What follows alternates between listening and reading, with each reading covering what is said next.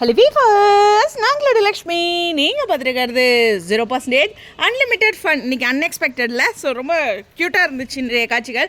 மனோஜ் எந்த அளவுக்கு மாட்டுவார், ரோஹிணி அது மாதிரி நம்ம எதிர்பார்த்துட்டு இருக்கும்போது இந்த மாதிரியான காமெடியும் நல்லா இருக்குது. அதில் ஒரு 2 சாத்தம் கிடச்சதில்ல, அதில் ஒரு சின்ன சந்தோஷம்தான். சரி, இந்த இடத்துல மனோஜோட காமெடி அந்த வாழைப்பழ கதை தான். அதை நம்ம முத்துவே ரிவீல் பண்ணிட்டாரு. பட் ஒரு கட்டத்தில் நமக்கும் புரிஞ்சிருச்சு அவங்க இப்படி தான் சுற்றி சொல்கிறாங்கன்ட்டு. அதாவது பேமெண்ட்டெல்லாம் அந்த நடிக்கிறதுக்கு கொடுத்துருக்காங்க. அது ஒரு கட்டத்தில் அந்த ப்ரமோவில் காட்டின மாதிரியே தெரிய வந்துருச்சு. ஏண்டா இது முன்னாடியே சொல்லலை அப்படின்னா, அதான்ப்பா நான் இதை முடிச்சுட்டு அதுக்கப்புறம் ஷூட்டிங்லாம் முடிச்சுட்டு உங்களுக்கு அமௌண்ட் தரலான் இருந்தேன்ட்டு. ஏண்டா நாங்கள் அமௌண்ட்டை கேட்கல, ஏன் கொடுக்கல அப்படிங்கிறத இதை பற்றி சொல்லலைங்கிறது மட்டும் தான் சொன்னோம் அப்படிங்க. மறுபடியும் திருப்பி இந்த ஷூட்டிங் முடிஞ்சதுக்கப்புறம் இந்த அமௌண்ட்டை உங்களுக்கு எல்லாத்துக்கும் கொடுக்குறேன்னு கேட்குறாங்க. என்ன விதமாக கேள்வி கேட்டாலும் மனோஜோட பதில் இதே தான். லூப் மோடில் இந்த பதில் வர முத்து ஒரு இடத்துல புரிஞ்சுக்கிறாரு. உண்மையுமே சொல்லணும்னா ஒவ்வொருத்தருமே இந்த இடத்துல கேள்விகளை சூப்பராக கேட்டாங்க.